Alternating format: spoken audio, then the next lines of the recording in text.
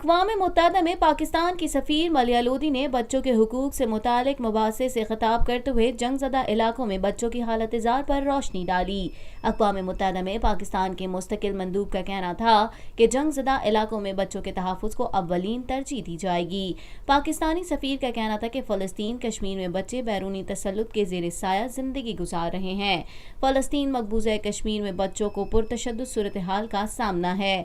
رواں سال 25 مئی کو اقوام متحدہ میں پاکستانی مندوب ملیحہ لودھی نے سلامتی کونسل میں مباحثے سے خطاب کرتے ہوئے کہا کہ کشمیر اور فلسطین میں جنیوا کنونشن کی خلاف ورزی کی جا رہی ہے۔